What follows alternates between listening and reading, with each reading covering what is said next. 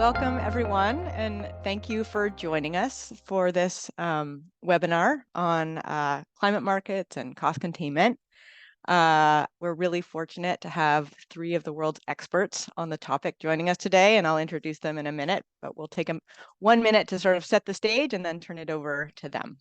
So as climate impacts become more salient and more palpable, climate mitigation ambition is appropriately escalating in many jurisdictions across the world. We're seeing this in Europe and North America and elsewhere. What we're also seeing in jurisdictions with carbon markets, or at least I can speak from here in California, some apprehension about increasing the stringency of the cap in these carbon markets to be commensurate with this increasing ambition. Understandably, policymakers and other stakeholders are apprehensive about the daunting prospect of high and volatile carbon prices. So what we're seeing is some really interesting experimentation with market stability measures, such as cost containment reserves and price-responsive supply.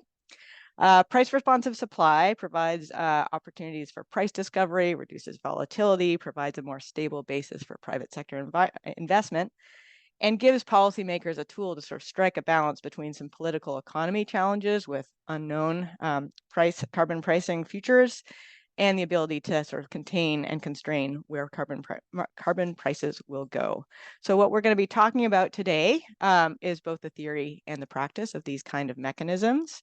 We're bringing together, in my estimation, but I invited them, three of the world's true experts on the topic. We've got two Christians and a Dallas. We've got Dallas Bertra, who's a Darius Gaskins Senior Fellow for Resources for the Future.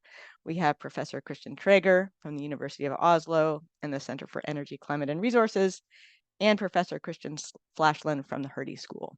So how we're going to convene the webinar is how we typically convene these. And I should also thank Christian Gaulier, who's not with us today, but has been organizing behind the scenes, and Elise Chrétien, who's making it all happen. We're going to start with Dallas, who's going to talk for about 20 minutes, followed by Christian Traeger, followed by Christian Flashland. We will have time for questions, so save your questions. And what we'll ask you to do is put them in the chat, and I'll do my best to get all the questions answered in the time we have today. So I'm going to turn it over to Dallas, who's going to start us off. Thank you, Meredith, very much for the introduction, and thanks everybody for being here. And thanks CEPR and EAERE for organizing this. Oh, I'm sorry, I may have been muted on that. How am I doing now, Meredith? I can hear you just fine. You weren't muted. We can all hear you. Okay. A little screen problem here, but thanks. Okay.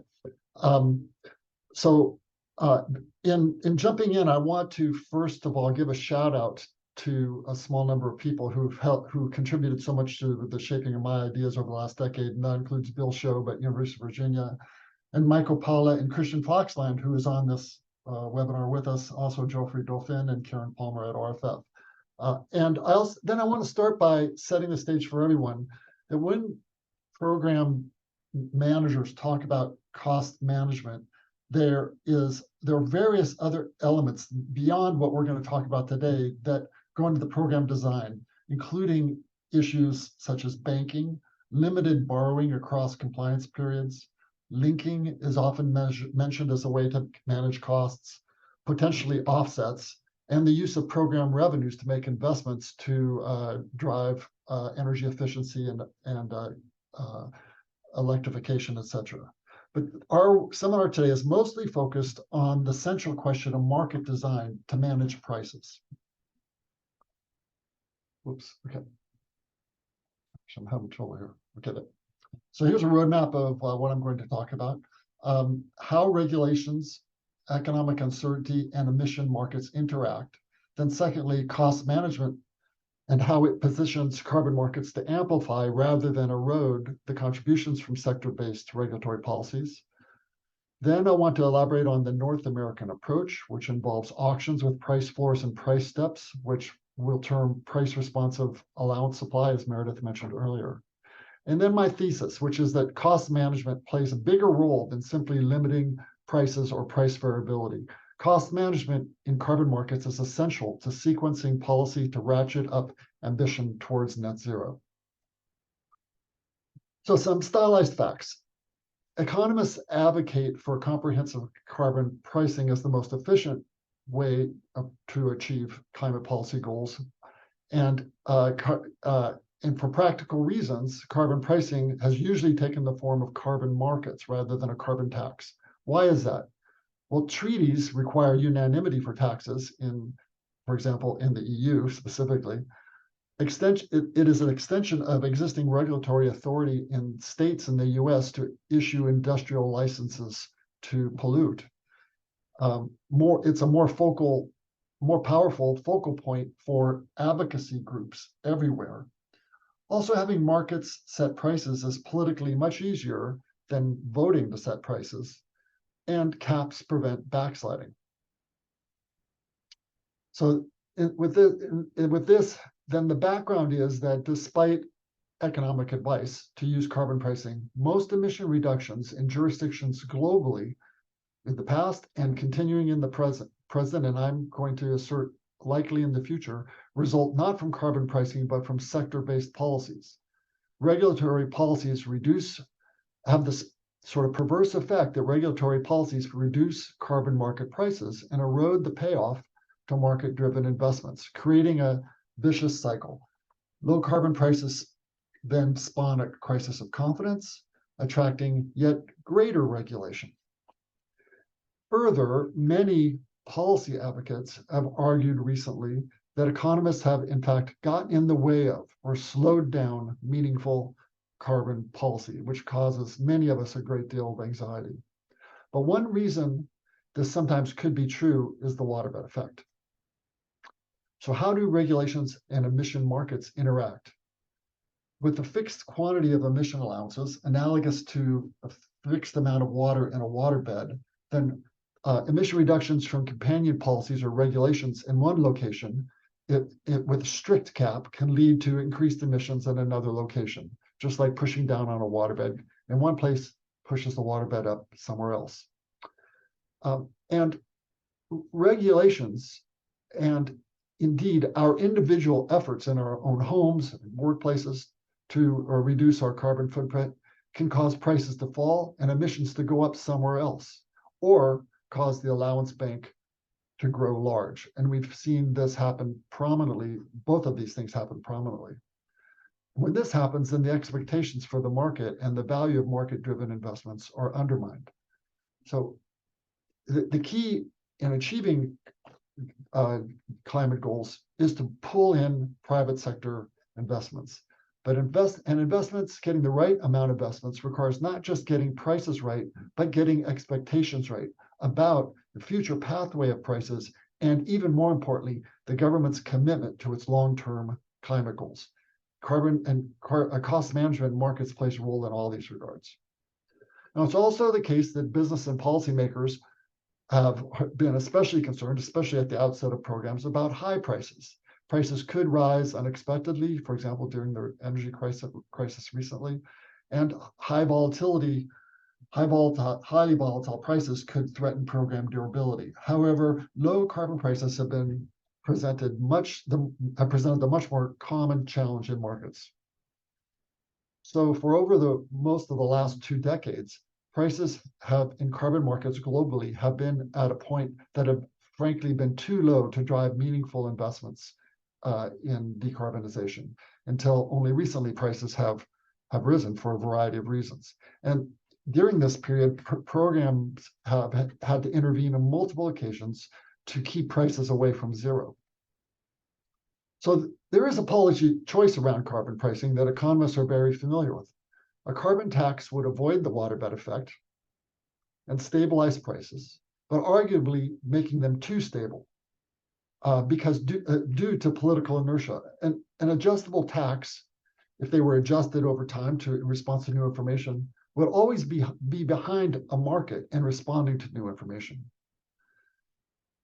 The uncertainty is endemic in any case, and a carbon tax would lead to greater emissions uncertainty. This picture on the right here shows a recent comparison of 9 electricity sector models in the US in response to implementation of the Inflation Reduction Act. We see a wide variety of potential emission outcomes. Now, markets are built for uncertainty, but very substantial variations in allowance prices would undermine market confidence and also erode expectations about program durability. So the economic framework has been framed by Weizmann in 1974 and from a canonical perspective of quantities versus prices. But by 1976, Roberts and Spence resolved this question in a hybrid system with prices and quantities jointly determined through an economic process and a sequence of markets, each with its own price collar. And that was that. Roberts and Spence articulated this perspective as a solution, and for quite a while, that was the last that was heard of it. There are two primary obstacles to implementing a Roberts and Spence approach. One was that historically we had free allocation, which would have required government repurchase of allowances, as articulated in Baumol and the well-known Baumol and Oates textbook. And secondly, that it would have required many markets. They would have been thin markets. It would have involved extraordinary administrative complexity. We have new institutional models that make the Roberts and Spence approach much more practical. One feature is that we now have widespread use of auctions in place of free allocation. And secondly, we have the use of reserve auctions in many of these auctions, reserve prices in many of these auctions, which enable use of price floors and steps as best practice. And reserve prices also signal policy intentions and change expectations about the future distribution of prices, thereby affecting today's behavior. Price floors are auction reserve prices. That's how they are implemented in these auctions. So for example, on eBay, this is a picture of a basketball trading card, and the seller has identified a minimum acceptable initial bid. So the seller says that he or she will not sell a card for below this price, but then the auction commences and the price of the card rises up above this price to some higher level. Most auctions have price floors, and sometimes they can be quite important for major transactions. For example, here is a car that is that the current bid is $75,000 for this 2023 Porsche, but the seller has a reserve price of $289,000. If this reserve price were not in place, the seller could lose the car at a price much below his or her willingness to accept for the vehicle. So price floors and reserve prices in general play a major role in good auction design. So far, though, policymakers have relied primarily on administrative adjustments to allowance supply. It's often referred to as a bank adjustment, which is really a supply adjustment in response to the observed size of the existing emissions bank. And this has been done importantly in the EU, especially at the beginning of phase 3. In RGGI and 2, very important, that's a regional greenhouse gas initiative in the 11 Northeast US states, have implemented this in 2 important times and during its program reviews. And to a lesser extent, it's been done in California. However, in a market setting, transparency and promoting market confidence point to a rule-based approach rather than an administrative approach. And the EU ETS has sort of gone down this path now with a rule-based, quantity-based market stability reserve. And that's going to be addressed by other speakers during the seminar. The North American approach has involved price floors and price steps. So this is a picture showing you the way that this is observed in the North American carbon markets. The regional greenhouse gas initiative, which I mentioned, involves 11 Northeast states. It has an anticipated cap, but there's also a price floor in place so that no allowances sell below the price floor. And then there's also an emissions containment price point. 10% of the allowances are actually available only at a price that's above the price floor, setting and making additional tranche of allowances available at the emissions containment reserve price point. And then it also has a cost containment reserve where some additional allowances enter the market at higher than anticipated prices. Some similar design is observed in the Western Climate Initiative, which involves California and Quebec, where they have a price floor and then a series of 3 price steps if prices go to high levels. And at the third step, there's a reserve, and then if that reserve gets used up, then there's actually a price ceiling, which additional allowances become available. Washington State has begun economy-wide carbon pricing this year, and their regulation calls it has the same design as the Western Climate Initiative, but it borrows an emissions containment reserve design from RGGI, although that's been suspended until I think they work out negotiations with the Western Climate Initiative and perhaps link in the future. So these price steps create an automatic market adjustment mechanism. And this illustrates how that occurs with the emissions containment reserve, that if demand falls to low levels, lower than expected, then the emissions containment reserve avoids a buildup of a large bank and supports the allowance prices. Notice that fewer allowances actually enter the market. So generally, in commodity markets, supply always responds to the market price. It is only in the textbook characterization of an emissions cap that isn't observed. But environmental markets, I mean, we promote the use of environmental markets in order to mimic the efficiency of two-sided commodity markets. There's instantaneous information updating, improved price discovery, it reduces price and revenue variability, and it provides a stronger basis for private sector investment. However, as I say, the environmental market design typically has been a one-sided approach. So price responsive supply involves quantities with prices rather than quantities versus prices. The idea is to replace the emissions cap with an explicit emissions supply schedule. As in every other commodity market, neither prices nor quantities are fixed.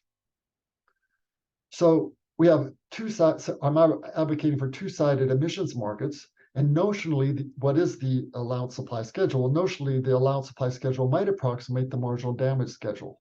And looking to the literature, although this could be questioned through new ideas that are circulated since, but Pizer would have argued in 2002 that this equates to nearly a flat fixed price or tax, because that represents what over a large range what the marginal damage function is looks like from additional emissions.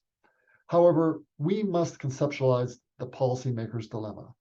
Currently, with the aspiration of net zero, the policymaker faces a number of policy constraints, including rent seeking by incumbents, technology cycles, economic competition, limited political capital, distributional outcomes, missing institutions, etc. Consequently, we have to conceptualize a policy relevant marginal cost schedule, which involves not only the technical marginal costs, but the policy obstacles that the policymaker faces. Weitzman and others in the literature heretofore, for the most part, have imagined an identifiable policy optimum. And the question has been, how do we best implement that optimum in the face of uncertainty? But that is not the policymaker's problem or question. Policymaker faces additional costs, and those costs are responsive to changes in technology, institutions, coalitions, politics, and the economy. So one would imagine the policymaker would think about that as well as trying to decide how to design the carbon market. So let's turn to the wisdom from Marcus Aurelius's Meditations. The impediment to action advances action. What stands in the way becomes the way. This is a wise advice for a policy leader. And so consequently, in our framework, policymakers can be expected to attempt to make efforts to reduce costs that they face through technology, infrastructure, policy coordination among jurisdictions, building political coalitions, subsidies, etc. In other words, there's going to be very much activity outside the carbon market in order to influence the obstacles that the policymaker exists in the carbon market. So we referred to this previously as policy sequencing to ratchet up ambition, where you can imagine in time period one, there's a series of obstacles that limit the stringency of climate policy. And so the policymaker directs attention to those obstacles directly in order to relax those barriers in order to be able to increase ambition. So policy sequencing we would define as an approach in which barriers to future more stringent climate policy guide current policy choices to the end of overcoming these barriers over time. Sector policies and other actions effectively seek to address these obstacles and that drive this wedge between marginal abatement costs and marginal political costs. So then where does that leave us in terms of thinking of economic thought, and how economic thought can best influence climate policy, the shape of climate policy and and I would argue for a increasing influence of carbon pricing. We have, for the most part, imagined carbon pricing as where climate policy would start, and many have argued that it should be the only policy in place. But in reality, with these political obstacles in place, we see the emergence of a wide variety in the overall policy weight of policies within the policy portfolio. A lot of weight given to other approaches, including research and development and supply push, demand pull policies, and the implementation of performance standards, etc. But as these policies have their effect in changing the available technologies, developing new institutions, building political coalitions, etc., then cost management becomes necessary, absolutely essential within the carbon market in order for carbon pricing to be able to grow its influence. So cost management is necessary to ratchet the climate target to accommodate and amplify the role of sector-based policies. And I think we need to think about it this way rather than viewing them as in opposition to carbon pricing. So let me summarize now. Regulatory prices endure. They've been with us and they will continue to be with us, and they are essential, although they are admittedly less efficient than pricing. The challenge for economics is to infuse greater efficiency into the climate policy portfolio, accepting what is being in the climate policy portfolio already. The most successful policy frameworks integrate economic approaches with regulation. And price responsive allowance supply is one tool that gives policymakers a way to solve the political economy. It enables ongoing contributions from sector-based policies to create the precondition that enables more ambitious binding emissions reduction targets over time. But for this to happen, the carbon market must ratchet ambition over time, especially as costs fall due to policy and innovation. Hence, properly designed cost containment mechanisms are important to the functioning of markets and important to increasing ambition and achieving long-term emission goals. And I think we're going to hear from the other speakers at this point about what are properly designed cost containment mechanisms. So thank you. I'll stop there and stop sharing my screen. Thank you so much, Dallas. That was a great introduction, lay the land, and teeing up the rest of the conversation. We're going to turn it over to Christian Traeger, who will do a deeper dive into the theory of cost containment and price responsive allowance supply. Well, thank you very much, Meredith, for putting this together. Thanks, Dallas, for the great introduction. So indeed, I'm going to dive a little deeper into two of these topics. I can very much rely on your beautiful background that you explained, Dallas, just sort of pointing out maybe briefly that there are a lot of these systems in place, either carbon taxes or more so cap and trade systems. There are a lot more countries who pledged or are contemplating to implement such systems. And then regarding the price volatility, if we just look at sort of the approximate value of the EU ETS last year was about $150 billion, not just big, it's pretty much double the value of the year before. So that was fairly unexpected. Otherwise, everybody should have invested there. So there are these big price fluctuations. And then my personal perspective is that, other alternatives from cap and trade and tax are usually not so great. Germany just had its experience with like the heating system command and control option, which turned out to be not so helpful. I think the United States with the Inflation Reduction Act also chose a not particularly efficient policy tool to fight climate change. So that should motivate a little bit why we look more under the hood of these cap and trade systems and how we can maybe improve them. And one issue is definitely this high price volatility in these systems, which are sometimes explained by macroeconomic recessions, maybe more long-term by technological progress and uncertainty over it, by asymmetric information, slow policy response, and then if there is this response, sometimes very complicated systems are being introduced, like the market stability reserve.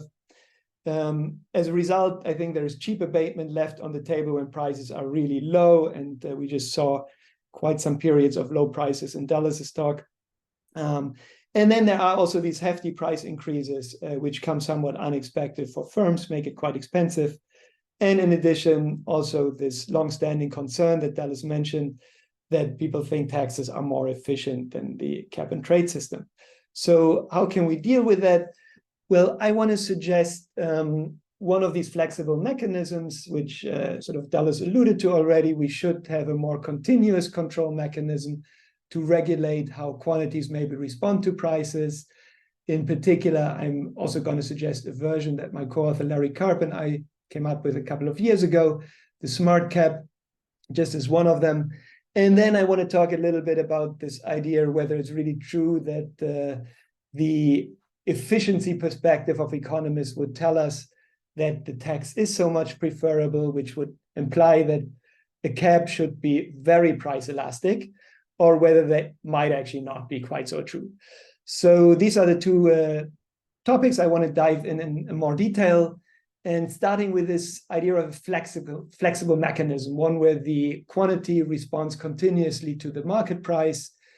One motivation is the uncertainty. So from a social planner's perspective, it would be that the ex ante optimal cap or tax that we might want to set for the next few years is rarely ex post optimal because so many uncertainties are realizing in the meanwhile.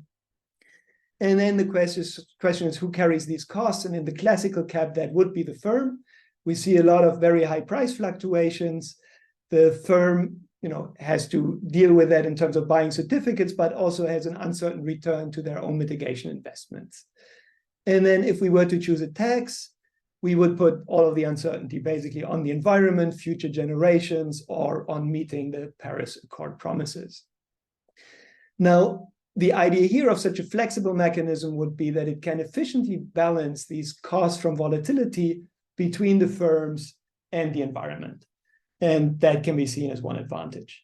From more of a political perspective, I think that such a flexible mechanism can also have advantages in terms of political negotiations. Firms are usually very afraid of the potentially high prices, and environmental concerns are also, at least, that sometimes we do very little, even though it could be quite cost efficient to abate because prices are just too low. So a compromise could be that we don't negotiate over an absolute target, but that we say, okay, we do a little bit more if the costs turn out to be low, but we allow firms to do a little bit less if the costs turn out to be really high.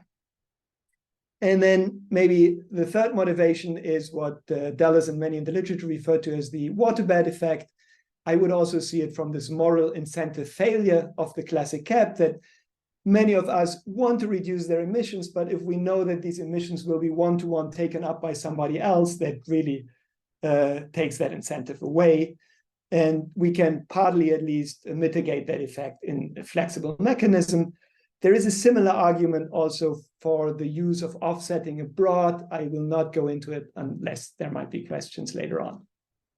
So I very briefly want to come back to the setting that Dallas already mentioned by Marty Weitzman in his famous 1974 paper, where we have a static setting or a flow pollutant setting, and we would like to control or get the optimal allocation in a market where we see the expected marginal abatement cost curve of a firm and the marginal damages, which in our case, when we talk about carbon, is usually the social cost of carbon, this other big black line. Can you actually see my mouse? Good, thank you. Sorry. So we can, in expectation, try to either target this thing with a cap, vertical line, or with a tax, which is the horizontal line. If we have this here linear quadratic framework, it would indeed be optimal to target the expected value, even if there are deviations. So after the fact and setting the regulation, there would be a realization of the actual marginal abatement cost. If that turns out to be a little bit higher in a cap, we would have the new market equilibrium over here, where the actual demand of certificates of firms meets the supply of the cap, which is fixed, and the optimal allocation would be over here instead. So we have this famous welfare loss of a cap. And then if we do it with a tax and we control with a tax, the firms will equate their marginal abatement costs to the tax. So the new equilibrium would be over there. We have the welfare loss over here. And if we look carefully, then we see that this blue triangle, the loss under a cap, will always be larger than the loss under a tax whenever this marginal abatement cost curve will be steeper than this social cost of carbon curve over there. And I drew the social cost of carbon curve here fairly steep. And truly, if you do that in an integrated assessment model, it's actually a very, very shallow curve. And that is where it comes from, that we think the flat marginal damage curve really favors taxes. Now we can sort of get more sophisticated with our system, and Dallas actually worked on that quite a bit. He talked about it briefly. We can just introduce combinations of price floors, cap regions, and like safety valves, for example. Overall, that would allow us to reduce the expected welfare cost of such a hybrid system. And then we can actually consider going all the way and say, why not completely get rid of these welfare losses and just try to steer along some smooth curve? Here, I assume it would be the social cost of carbon curve. We can look at that a little closer in the second point. Now, how could we possibly follow such a smooth curve? Well, a very easy way to do that would be a nonlinear tax. So at the end of the year, we just look at how much we emitted. And if we emitted very little, we charge a low price. If we emitted a lot, we charge a higher price. The issue with such a tax is that during the year, there is very little information on how much all the firms, or in particular the aggregate of the market, have abated or emitted. And thus, the firms have no good expectation of what the price is they will actually have to pay for their emissions by the end of the year. Now, let's think about different mechanisms to implement such a smooth line. And I think one of the early ones was Riquarte and Unold in a paper where they suggested, well, we can do it by announcing a lot of call options, where every call option basically more or less continuously, like a little staircase here, approximates that red curve, promising with full commitment upfront that whenever the price rises, we put additional certificates out there. And that works very nice in the static framework. It becomes a little more difficult if prices are actually so volatile and go up and down, because then we have all of these assets in the market. We have to get the certificates out again. And we can try to fix that, but it gets more complicated. The other option I already talked about a little bit would be such a tax. I think the main issue there is that we don't have the information on aggregate emissions unless or until the period is over. So we have price uncertainty. In addition, as Dallas motivated, politically, cap and trade system seems to be preferred these days in the US and in Europe at least. Then let's look at what we can do within these cap and trade systems. And one way is to indeed do it through the auctions. That was briefly motivated in the previous talk. We can do limited grandfathering, but I think many of us think, at least in the fully developed countries, we might not want much grandfathering anyways. Then we can try to actually get the full demand schedule from firms in auctions. It seemed to be a daunting task, I think, before we actually had these more modernized auctions going on, where we do much of that anyways. So we can actually carve out the demand functions of firms and try to find the optimal allocation within each auction.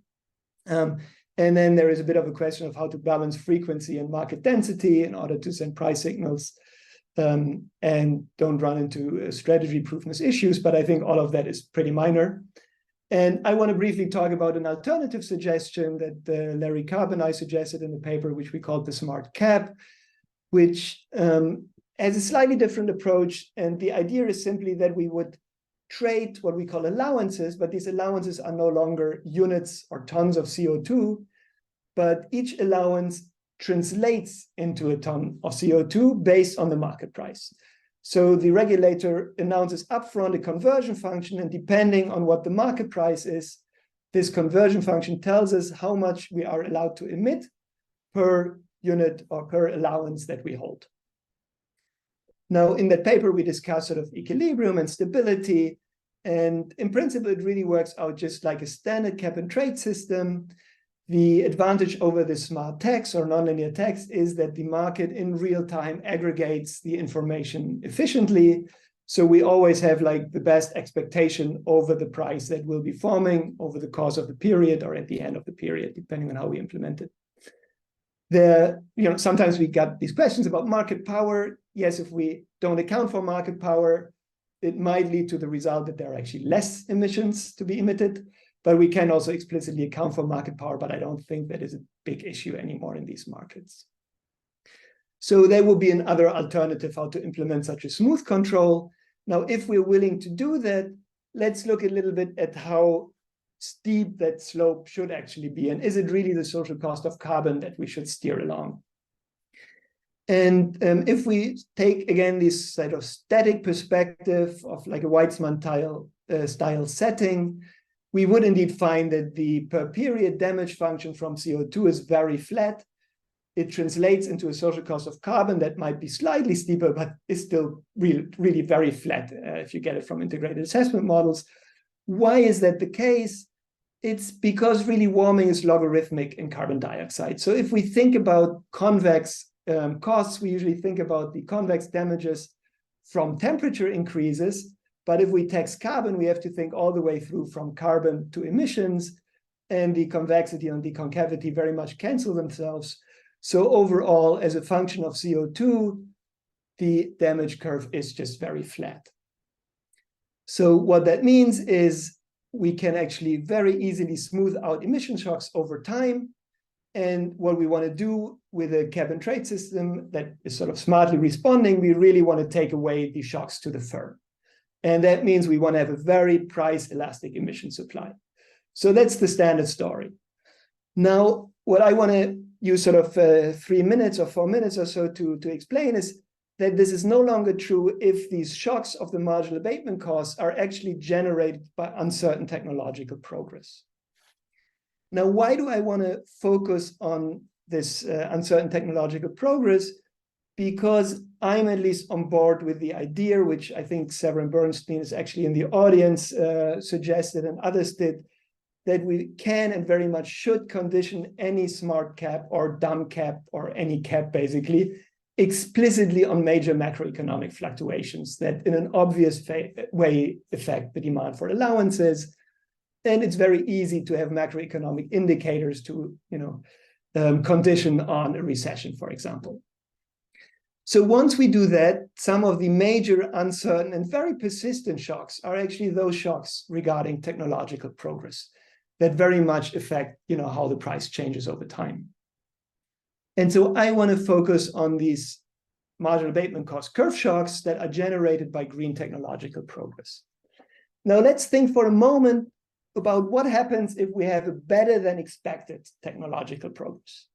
Now that lowers our abatement costs for the firm, but that also means it lowers the abatement cost not only now, there is a new innovation, it lowers the abatement cost for all the future. So there will be less emissions today, there will be less emissions tomorrow, and over the full time horizon, which means there will be less emissions, lower CO2 concentrations, which actually reduces the marginal damages of CO2, which reduces the social cost of carbon. So I argued sort of as if I'm the global policymaker, what it really relies on is that technological progress is global, more so than the particular regulatory system is global. If we translate that into our little Weizmann diagram, then we get that better than expected green technological progress not only lowers the marginal abatement cost curve, but it also lowers the social cost of carbon. And these two actually shift in a perfectly correlated way, up or down. And we can actually carve out the set of optimal intersections or allocations, and we find an optimal allocation curve that is always steeper than any of the social cost of carbon curves in there. And so what we find is that the optimal emission supply, also from an efficiency perspective, should actually be less responsive to prices than we usually think. And we have another paper where we sort of quantify that a little bit. Sorry, a little jump, one practical comment, and then I'm going to summarize here. It might be much to ask, I hope not in the long run, but maybe in the shorter run, the politicians to do something as smooth in the response as we're suggesting here. So let's say that, small steps could at least be to use this system, that is, use something like this optimal smart response curve, be it the smart tax or smart cap, to just affect the quantity that will be supplied in the next auction based on the price of the previous auction. In that case, you don't have to worry about trading some rights that are not one-to-one emission units, but you still have a responsive cap that will expand and expand and contract in response to the market price with a bit of a delay, but that's fine. Better than doing nothing. And if firms are smart, they will anticipate these future price changes already based on current signals. If we allow for banking and borrowing, some of these future prices or price changes or future contractions of the cap will already be put into the market price today. So that's nice. Now, I want to make one side comment here on banking and borrowing, in particular banking. We have a lot of banking in the EU ETS in the moment with a lot of oversupply or carryover of certificates. Why is it maybe a problem to rely so much on banking, and why is it nice to get rid of banking in these smooth response systems? Because we don't really need it, right? There is an implicit smoothing already when you have a smooth response. We don't need banking anymore. And what's the disadvantage of banking? Well, one of them is in particular in the EU ETS, trying to figure out the price is really a question of how long will these certificates carry over into the future, and then what is happening in the future. And these boundary value conditions were very fuzzy in the EU, were changed, they're very uncertain, and they really unnecessarily add to the uncertainty of the price fluctuations. If we have clearly defined response curves in every period, we transform this fairly complex boundary value problem into a much simpler expectations problem. And the other one is that if we use at least the systems currently, where we just allow certificates to be carried over as they are into the next period, we really have a social cost of carbon that is increasing at the rate of outside investment options and not at the rate of the socially optimal social cost of carbon that could also be corrected with these period-to-period conversions of certificates. Okay, let me summarize here. I think to advertise these more smooth responses, either through auctions in the standard cap and trade or to using something like a smart cap, I think they can implement large efficiency gains with minimal information. In a way, they're an optimal compromise between a cap and a tax, and not just from economic efficiency perspectives, but I think also politically, in the sense that we can condition our ambition on how costly it will be. And that allows us, I think, to get more, like less carbon, cheap abatement left on the table, and get more firms on board. It employs mostly the current institutions, doesn't try to get rid of current institutions, but use them and just make them more efficient, as Dallas motivated. It has better incentive structures than sort of these standard cap or hybrid systems. Avoids the slow policy response because all of that is announced upfront, which also helps the long-term expectations to form properly. It avoids overly relying on banking for shock smoothing. It avoids financial commitment that we would need to buy up certificates as a price floor if we have a classical price floor. And then it will also avoid some of these weird implications of the complexities that were brought into the EU ETS with a market stability reserve that I think Christian will tell us a little bit more about, but it's really a very complex system as compared to a fairly simple, smooth, system that we suggested here. Thank you very much. Excellent. Thank you, Christian. That was a really nice elucidation of the more theoretical design trade-offs. And now we're going to turn it over to Christian Flashland, who is a true expert in the EU, well, on many things, but in particular the EU ETS. And so I'm excited to have him unpack some of what has been going on in the EU with respect to cost containment and price responsive supply. Thanks a lot, Meredith, and thanks a lot for having me organizing this. The screen works, I hope. Nobody's complaining, so I go ahead. So I'll talk about the new emissions trading architecture, in particular the new emission trading system 2 of the EU with the Fit for 55 reform, which I think has overall set up a pretty comprehensive and ambitious climate policy architecture. I'd even remarked that the Fit for 55 reform is quite historic for climate policy. I would have not expected it to go through as it has, and so it's worthwhile to briefly pause and look at the voting results here in the Parliament and in the Council. Some opposition, particularly from the right in the Parliament and from usual suspects in the Council, but still this has passed through a complex political system, which when I talk to particular US political scientist colleagues, they have strong doubts that this is even feasible, but it has been. That said, I have two main concerns with this new architecture. Sort of my high-level concerns, and I'd like to use the opportunity here to open up this discussion and also learn from colleagues that attend here. And the two concerns are, first, just to ensure the political survival of the scheme and maintain its environmental integrity as it stands. And then also to make sure that carbon pricing contributes to effectively shifting investments over time. So this increasing role of carbon pricing that Dallas alluded to. And in my mind, two complementary policy options appear particularly promising here. First, to introduce some kind of price collars or price responsive supply schedule in both the ETS 1 and 2 to address both political and investment challenges, and then to put a lot of effort into carefully designing compensatory measures in the social climate plans that the Fit for 55 package foresees, so national social compensation packages to deal with the distributional impacts of carbon pricing. So this is my concluding slide. I'm starting with that, and the rest is just trying to motivate that, but to get this up front and perhaps catch your attention. So to recap, the EU climate policy architecture after Fit for 55 reform, and particularly the carbon pricing architecture that we have now. So we've had the EU ETS for a while. Shipping was added with the Fit for 55 reform. We've had the effort sharing regulation, like this government level cap and trade system, effectively, Kyoto-style cap and trade system for these sectors among European governments, where the ETS 2 has now been implemented, sort of devolving the carbon market to the company level, or the fuel suppliers level in the road transport and building sectors. We still have waste, agriculture, fluorinated gases that may be included later into the system, at least in part. And then we also have the land use change, and forestry sectors that are not covered by explicit carbon marks, but note that there are also flexibility provisions between these sectors and the other sectors, actually. Also some flexibility measures between ETS 1 and 2 for some countries, but I'm not going to dive into that. So that's the overall architecture we're looking at. And ETS 1 and 2 are particularly interesting here since they cover roughly 80% of all EU greenhouse gas emissions.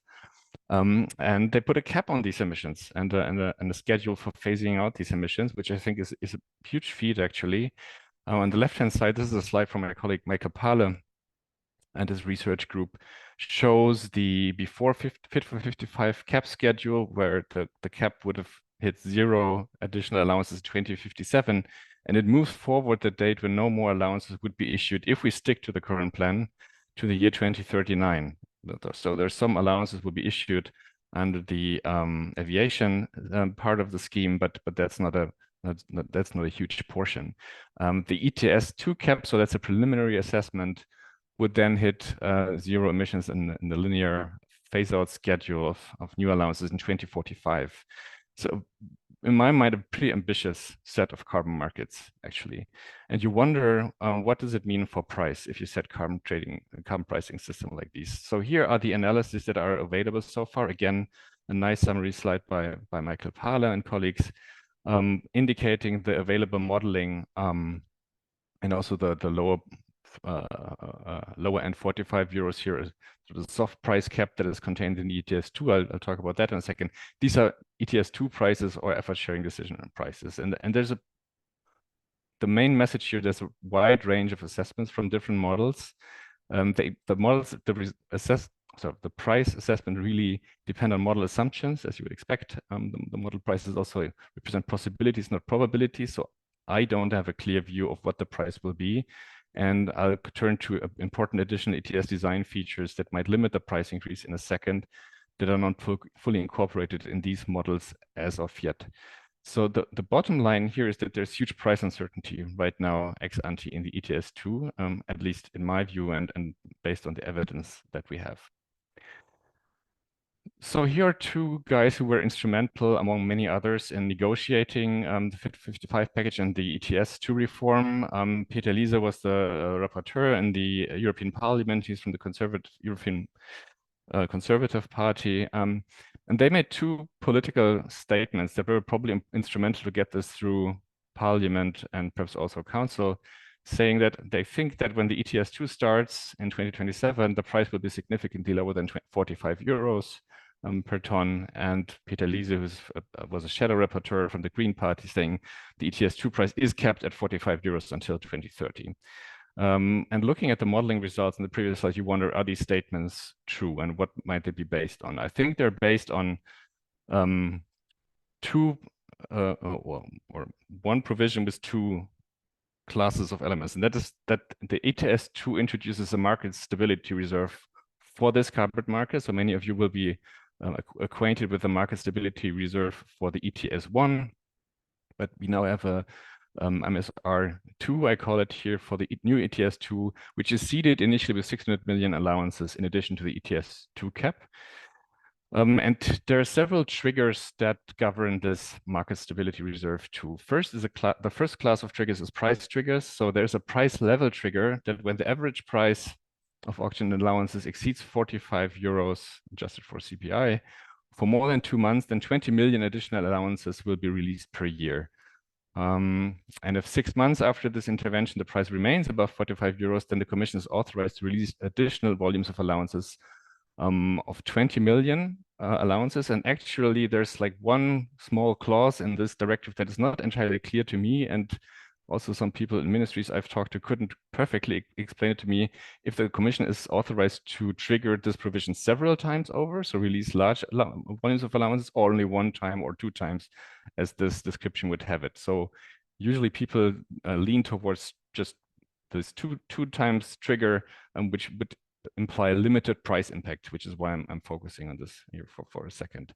If you add 2% of the initial cap, we wouldn't expect dramatic changes in the allowance price if it's significantly higher, I think. There's also 2 price increase rate triggers. So if the allowance prices raises to more than 2 times above the average price of the previous 6 months, then 50 million allowances are released. And if it's 3 times the average of the previous 6 months, 150 million allowances are released. So that is sort of a price responsive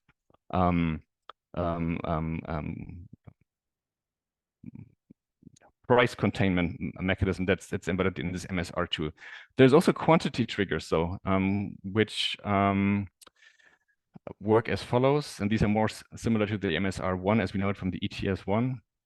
So if the number of allowances in circulation in the ETS2 is lower than 210 million, then 100 million allowances are released additionally from the MSR2 via auctions.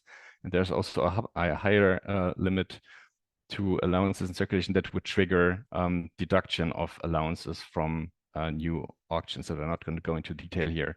And you might think that, okay, if we have a very high allowance price, surely a lot of allowances will be used up, and that will trigger the quantity trigger because then the TNAC is empty. But research on the MSR1, nicely summarized in a recent paper by Borghesi and Grisha Perino, Michael Pale, Simon Camin, and others, nicely summarizing research on the MSR1, suggesting that anticipated future allowance scarcity can induce both high current prices and high levels of banking, thus potentially preventing the triggering of this quantity TNAC trigger. So that's not a safe provision against high allowance prices. That's in my view the key takeaway here. At least we don't exactly know. Okay, there's another important aspect of that governs future ETS prices, which I think is expected and anticipated linkage between the ETS1 and 2 at some point in time. So the naive view on ETS1 and 2 prices would be, okay, you have prices in the 2 systems that after linking then converge at some point in the future. There might be a strong point to eventually link, because to having 2 separate carbon price signals within the European Union and not harnessing efficiency gains from having similar price signals across sectors might not be tenable in the long term. But actually, this is not what we expect as economists, right? So what we would expect, if investors can and will expect future price convergence, they will bet on it today to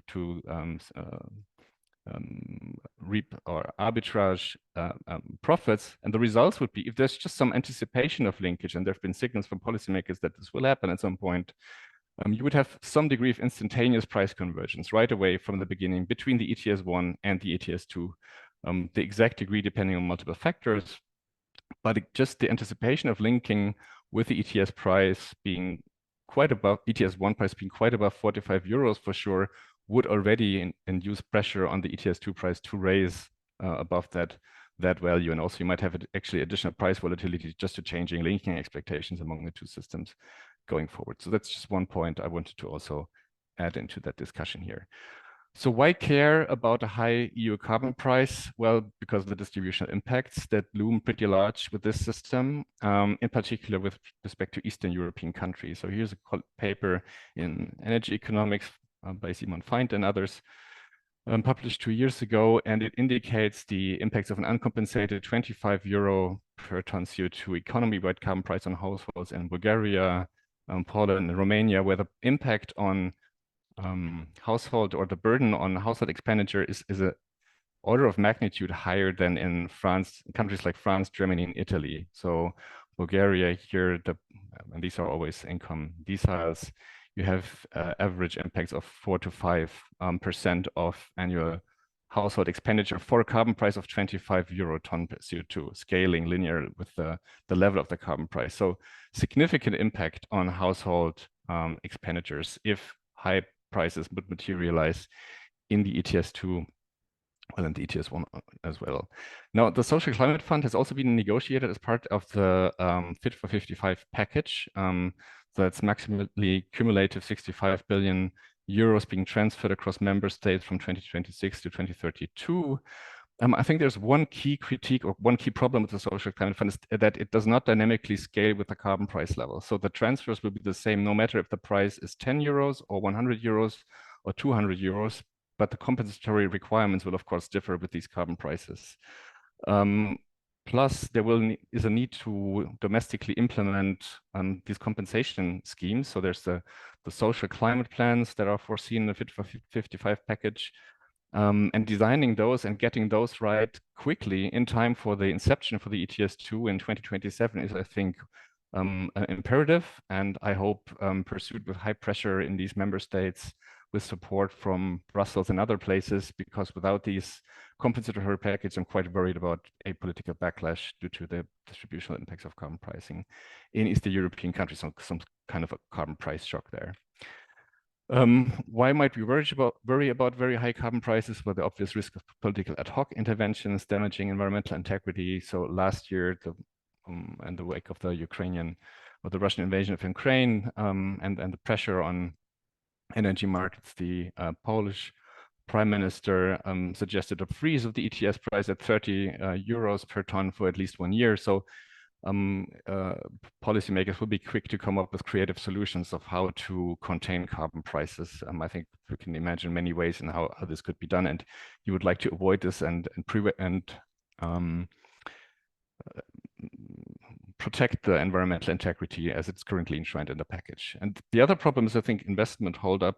So if carbon pricing is supposed to be a key tool to shift investment dynamics, and I think it should be, but future allowance markets are missing on that. We just don't have long forward prices for allowances that you can build your investments on. And also you have this risk of political backlash that I just talked about. There's a high risk of investment holdup.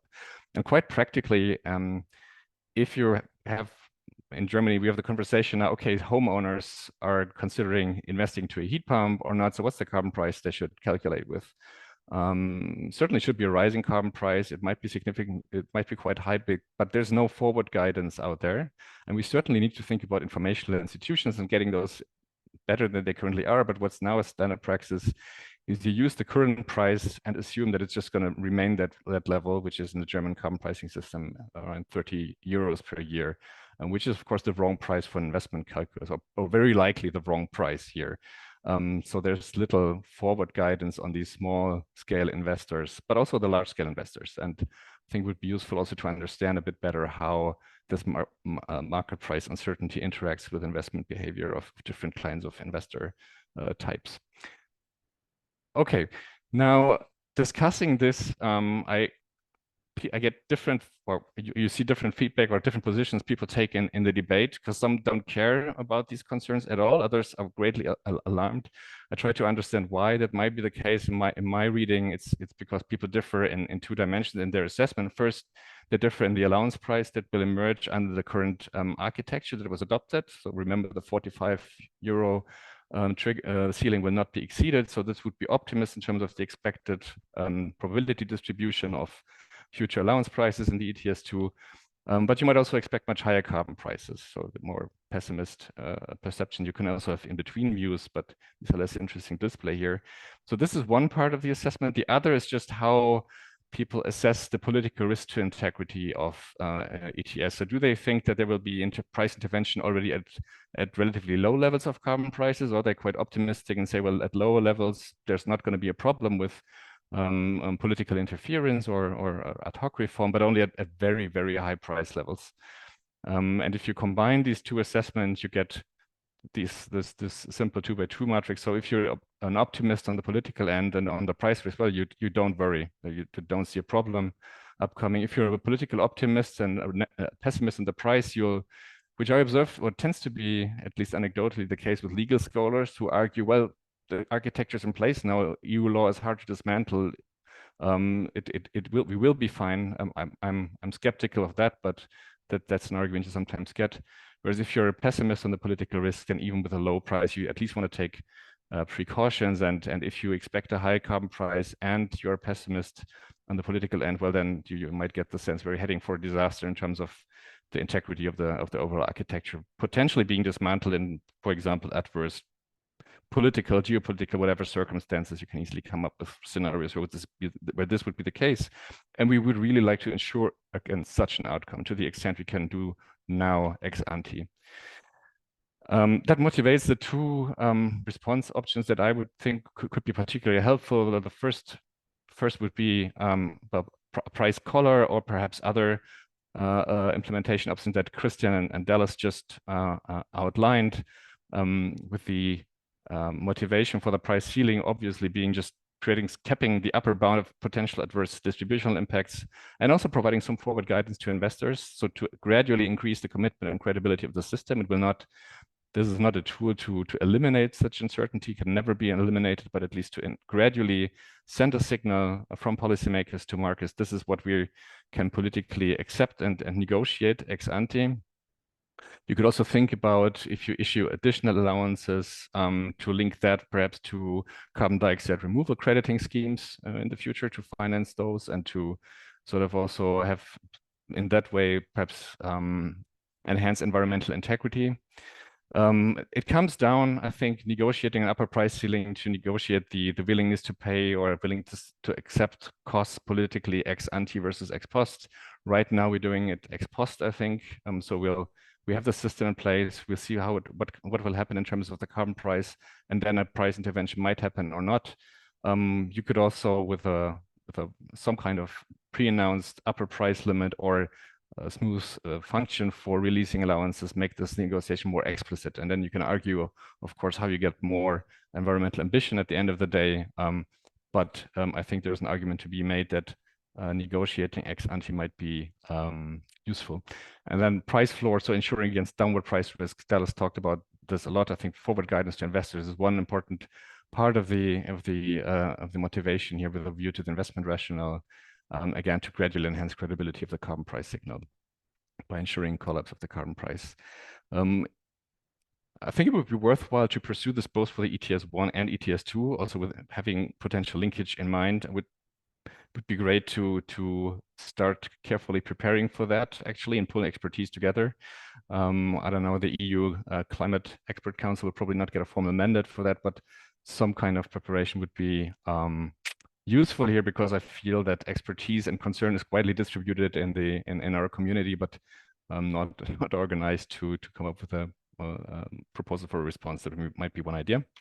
The other part of the response option is to, well, I already mentioned it, to carefully design these revenue recycling schemes, scaling with carbon prices, to enable managing these distributional impacts. On the right-hand side, some analysis from the paper I showed before on national or European per capita redistribution mechanisms. There are many more.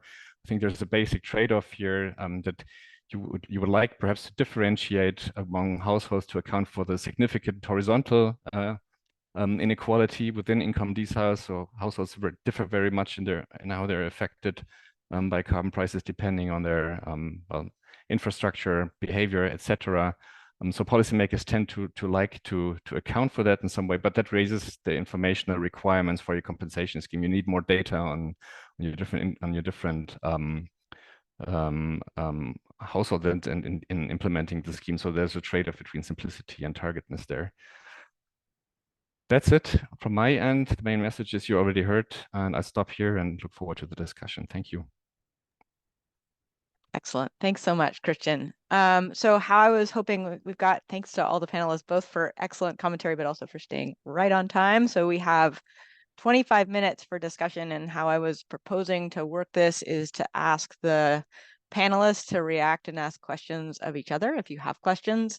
And as that conversation is happening, encourage, we've already got some questions in the Q&A, but encourage audience members to just put your questions there, and I will do my best to ask them and maybe ask you for clarification as needed, but maybe turn it over to Christian, and Dallas to see if you have reactions to what we just heard.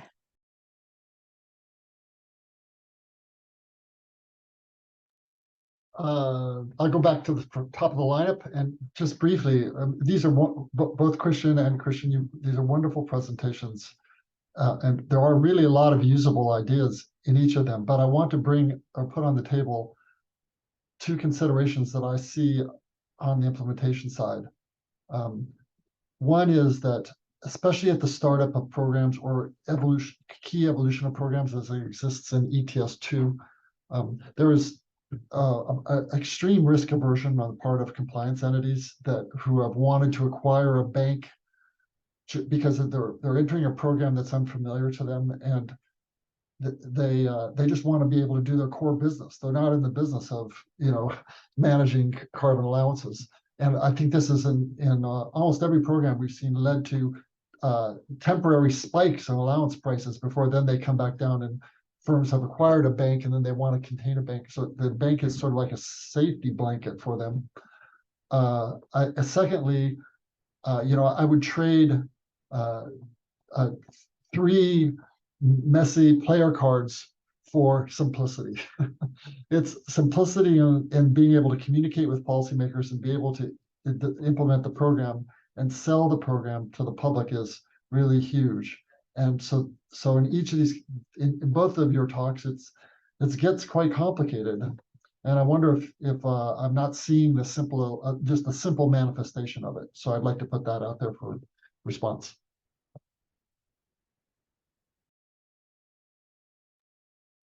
So maybe, given I probably suggested the more academic system, let me try to give it a first pass. I think, like, if we were to look at maybe the biggest deviation from sort of the standard cap and trade system, which would be such a smart cap, I would expect that the firms basically can face derivatives that will be provided in such a market, right? So there will be somebody who's actually selling you certificates in tons of CO2 and takes the guarantee from them. And then you can decide whether you just do that, which would be simple to you, or whether you actually want to be the trader who thinks about the expectations and where prices go. So that will be my hope, at least. And, given we no longer have this issue, which came actually across, I think, quite nicely in your presentation, Christian, that we really don't know where the future boundary condition lies, like when do these, banking certificates expire and so on. Expectation formation actually turns out to be easier, even if it looks more complicated in the first, the first impression is more complicated. But then I think what is always very simple is if you just do this suggestion, which I gave for the practical implementation, if you want to start out slow, is to literally just have your auction quantity in the next auction depend on the last period's auction price. And I think that is sort of a very fair suggestion that does very little to how anybody trades their certificates, and yet it would actually make the market responsive in a committed way to oversupply or undersupply of certificates, and to control the price a little bit.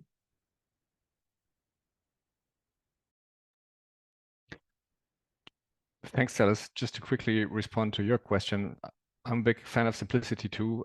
So the core of the proposal here on price stability would be what either you presented in terms of like a stepwise supply function, or a smooth supply function, which I think is at the core the suggestion of Christian.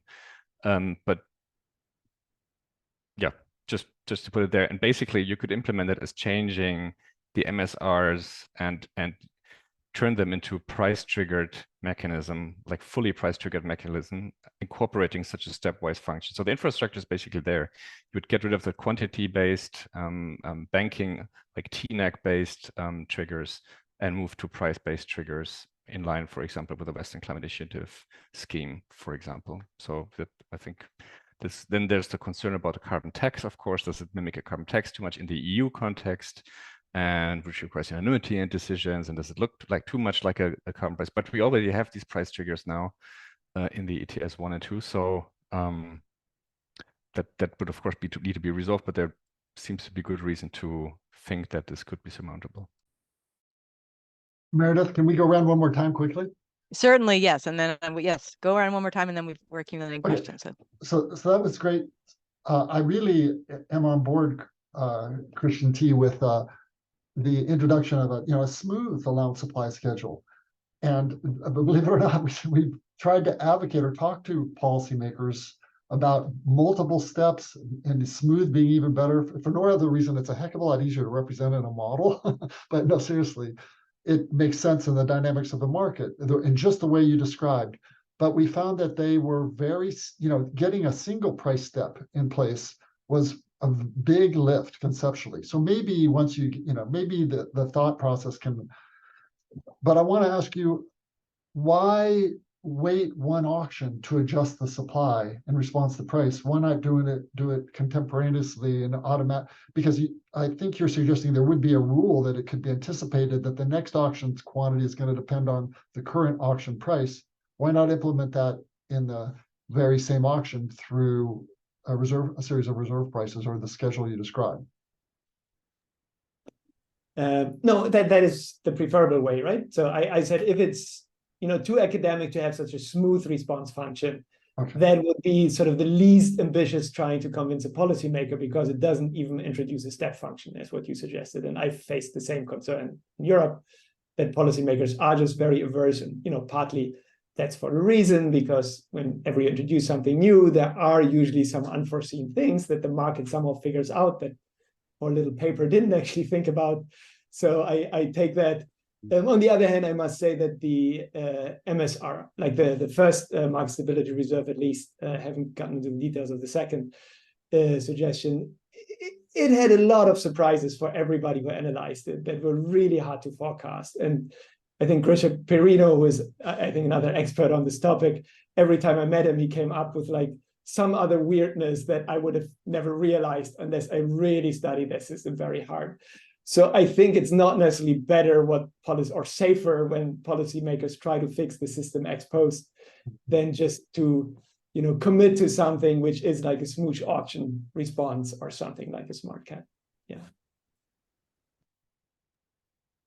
Christian F, do you have any other comment at this point? Okay, so maybe I'll turn it over. I'll move to the questions, but keep the conversation going, and I'm going to take them in the order we receive them. So Adrian Perils asked to Christian, I think this is Christian Traeger, interesting proposition. To what extent is the proposed smart cap system sensitive to overstating expected efficiency improvements of abatement technologies? Thanks, Adrian, for the question. So I think it would not, actually. The way that we would calculate these smart caps from an economic perspective would really be looking at models that integrate technological progress, from a top-down perspective, and connect them to integrated assessment models, and just think about how the slope should evolve over time, how the level should evolve over time. So that's not immediately based on any firm's, suggestion of how their technology level would evolve. If you think about it from a political negotiation perspective, I also think it's actually not very susceptible to it, because if you think that firms coming together and sort of jointly saying, look, we really have all this amazing, technology in the backhand and prices will be really cheap, then all they will negotiate about is like this part of the smart cap response curve or the smart tax or whatever you want, where you have very cheap prices and very low emissions. Now, if they actually believe that that's not where they're going to end up, that negotiation doesn't help them anything, because they will end up in the area of the smart tax, where we're talking about high costs, high prices, and a little bit more emissions. So they literally can condition on what the actual costs will be in these negotiations. And so I don't think, or I don't foresee at least, how it would be susceptible. Thank you. So this, I think, is for Christian Flashland. Does the new ETS design make the national coal phase-out plans in Germany obsolete? And that's from Christoph Schult. Yeah, thanks for the question. The question is if you thought it was necessary before the new ETS design. That's one question. And if you didn't think so before, you wouldn't think so now. So I don't think it makes a big difference to those national coal phase-out plans. I mean, these stem from a different conception of how to do climate policy than steering through a carbon price, obviously, like a negotiated coal exit with compensation. But just one comment, perhaps they've made it more likely that these compensations and plans will be out of sync with a market-based phase-out of coal in Germany, which might come earlier by the end of the 2020s, which is not in sync with sort of this negotiated plan. And you wonder how politics will react to that. But there was a problem from the beginning, actually. So, but nothing fundamentally new in that respect, I would say. Great, thank you. So we have a bunch of questions in the lineup for the Christians, and I have a question for Dallas. So I'm going to, my prerogative, and enter it here. So I guess it's for everyone, but Dallas, you had these step functions that showed both for RGGI and the Western Quebec, California, how the permit supply would respond. And if I saw it right, in RGGI, at some point, once you've gotten through your reserves, the sky's the limit. I may be misinterpreting in terms of where the price could go. And then in California, we are, I think, standing ready to defend that price ceiling by issuing more permits.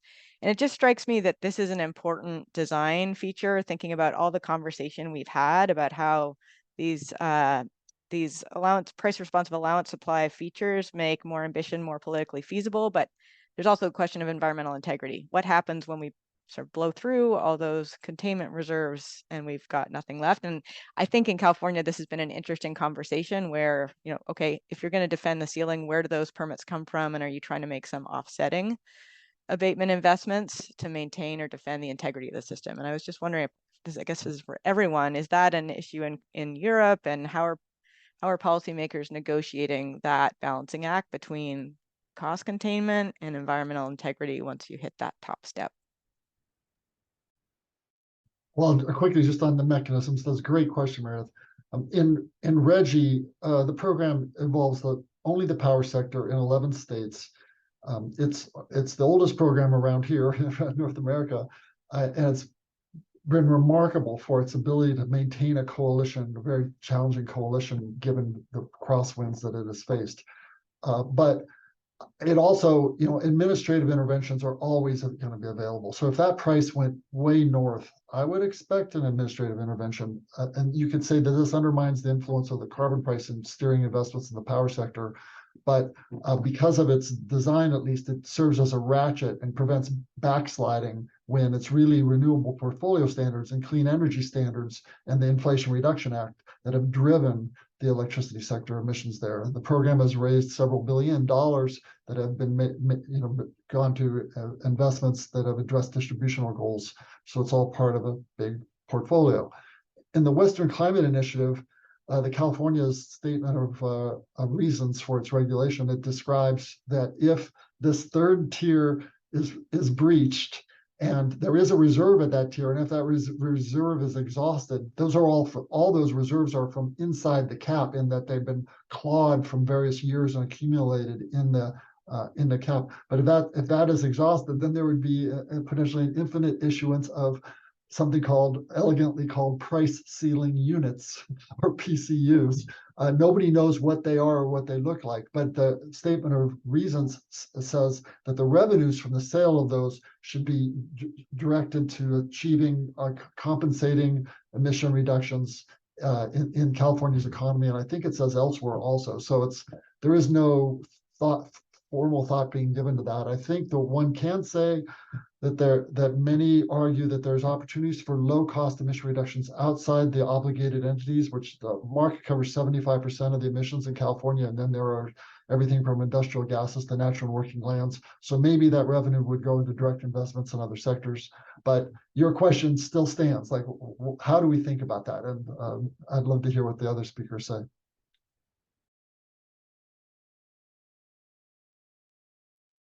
Christian, is this a concrete conversation in the context of the EU ETS? So we don't have this upper price limit here. So not really, but not formally, at least not to my knowledge. what is of a conversation is about how to incorporate net emissions, net negative or negative emissions into the architecture. That's an active discussion. So I mentioned and link a paper on that by colleagues like Matthias Kalko, Ottmar Edenhofer, Arthur Runge-Metzger, on how to incorporate negative emission policies into the current architecture. And as I mentioned, one way could be to introduce, if the price, as you said, blows through the roof, to finance something like a fund or whatever the institutional infrastructure that then invests into negative emission technologies, which might not deliver one-to-one emission reductions at that scale that the original environmental target is missed, but at least might advance reductions in that direction. That said, I think that all comes down to cost effectiveness versus cost benefit analysis again, right? I mean, these carbon markets are built on cost effectiveness analysis. We decide a target, we think that's the right target. Of course, with the smoothness of the allowance schedule, we could come back to cost benefit analysis. How much is it worth to pay on climate policy? And perhaps it's just worthwhile to relax targets and to not pay very high amounts now for emission reductions, and just to accept that some environmental targets will be missed here. That would be the other way to go about it, I guess. Christian Goliath, did you want to weigh in, or? Yeah, no, I mean, Please. two things. First thing, I observed that Peter Crampton has asked for intervening in the debate. My own comments on this is, thank you very much for this, for those enlightening presentation. One issue that was briefly mentioned by, in particular, Christian Flashland, is the problem of the credibility, the long-term credibility of having carbon pricing, in particular in Europe, whether the political will remain strong in the future. So how can we organize an architecture of carbon pricing that resists to potentially reduced political will in the long run? So one possibility that I would like to suggest is having an independent carbon central bank with a clear mandate on emission target, for example. I agree that the cap is not exactly perfect, but so yes, I just wanted to raise the issue of the long-term credibility of the system. Thank you. So I have my eye on the time. We have 8 minutes and 4 questions, which seems completely doable, but maybe keep that in mind as we're responding to the questions we have, because people have been waiting patiently. So from Paolo Falbo, a technical question: how circulating certificates on the ETS market are going to be measured, maybe as traded volumes, why large traded volumes should signal the need to inject additional certificates on the market. So I'm not sure if Christian Flashland. Perhaps very quickly. So that's circulating certificates is straightforward to measure. It's issued allowances, and the Commission knows that from the allowance inventory minus submitted allowances, and then you know how many allowances are circulating. And why to implement something like the MSR? Well, that's of course a question many of us are asking, but that's another debate about the MSR one rationale.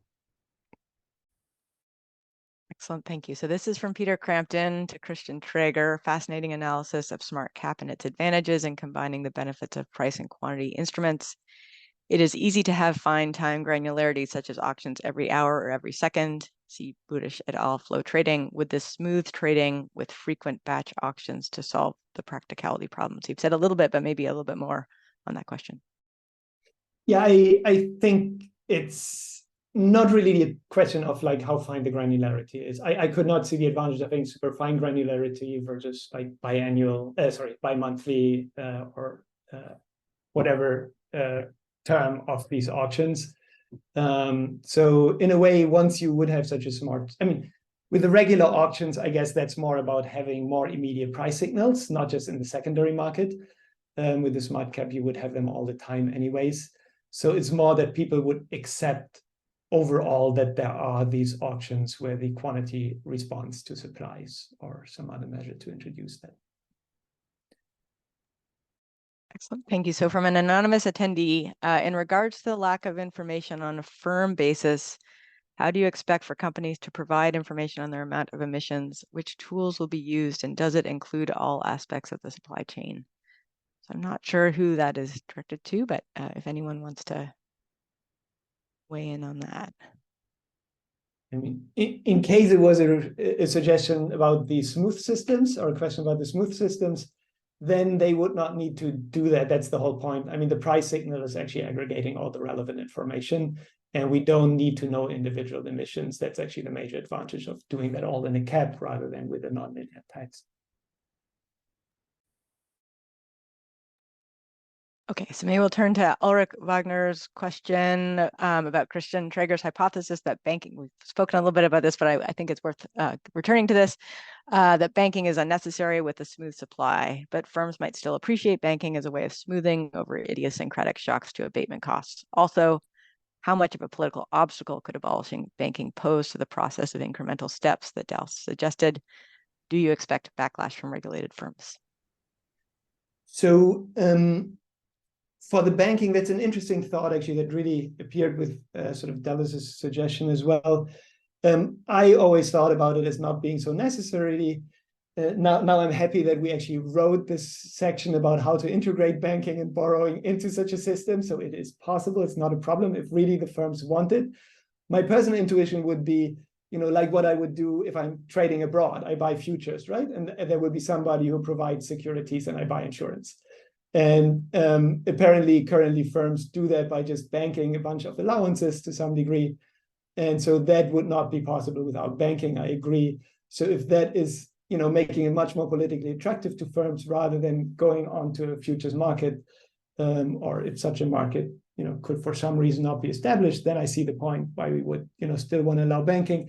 We had written this part on like combining it with banking more from the idea that banking could still additionally smooth some other type of shocks while addressing, for example, these long-term technological progress shocks. With the endogenous response, you could have like short-term smoothing or something going on with banking.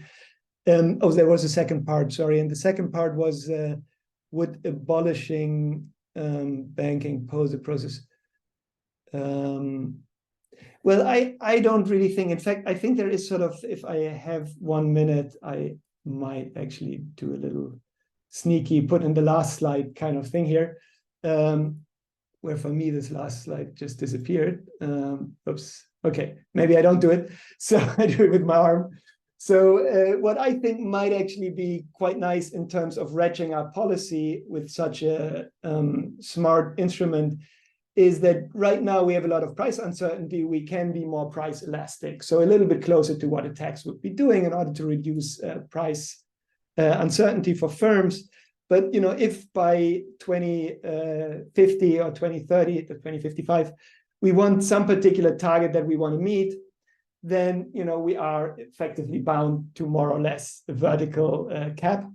And so what you could do by ratcheting it up is not just ratcheting up levels and then sort of always missing, but you could also ratchet up the whole curve, basically being initially more price responsive, while in particular in the beginning, there might be more uncertainty in the market. And then as you make it steeper and steeper, you make sort of more or less sure that you hit the target that you actually signed off to. Thank you. So I'm just going to read Peter Crampton's follow-up and then maybe give everybody a 1 minute to just closing remarks, and then we'll close it down because we're out of time. So Peter Crampton does mention the higher frequency would have the advantage of bringing the price information more quickly, but more importantly, it would allow participants to trade gradually in a simple way, which would increase liquidity and reduce market power. So maybe if I could give Dallas, Christian F, and Christian T a minute to just make a closing remark if you'd like, and then we will be officially out of time. Maybe we'll start with Christian Flashland. Yeah, my just to reinstate my main concern about political stability of these systems, which is closely linked to credibility and effectiveness in shifting investments. And I think we need to think hard and reform these systems to make sure that they will politically survive and achieve those objectives.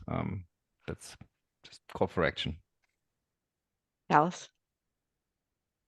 Yeah, I was thinking along similar lines that it's really the credibility of the commitments of the government commitments that become so essential in order to pull forward private sector investments, because it's really the expectations that are being held in the private sector that are going to make or break our success in achieving these goals. And I think that we can really acknowledge, we should celebrate the fact that over the last 5 or 8 years, I think the idea of cost management in these programs is now fully on the table and totally accepted. Whereas for a decade, we fought sort of almost an ideological war that, oh, you should leave it to the market. It should be a market or something. It was a very convoluted conversation. And now we're in the conversation about, well, what is the best way to manage the price path in these markets? That's progress. Christian Trigger? Hard to follow on these here. But I think I also just want to reinforce this thing that I think it's really important that we know what is going to happen and that we can form expectations. And I think that is one thing that in the EU ETS is currently not very well managed. And in that sense, I would also be much in favor of, whatever system you choose one that is in some way self-adjusting and maybe not as complex as the MSR, which is really leading to this vast diversity of estimates of carbon prices. So build something that is responsive, but in a simple manner. And then we don't have to worry that, if prices go high, there will be a whole new renegotiation that we already have to form subjective opinions about. But we already know that conditional on prices being high, we're going to do that. And conditional on prices being low, we're going to do that. And it can be a simpler system, but try to put it out clearly up front as a regulation and make it simple. Excellent. So I'm sorry to cut the conversation short. I think there's more to say here, but really appreciate contributions of all three amazing panelists. I want to thank CEPR, thank the European Association of Environmental Resource Economics, thank Christian Gaulier and Elise Chrétien, who did a lot of behind the scenes work, and of course, thank the panelists for all the time they invested in really excellent presentations. So thanks, everyone.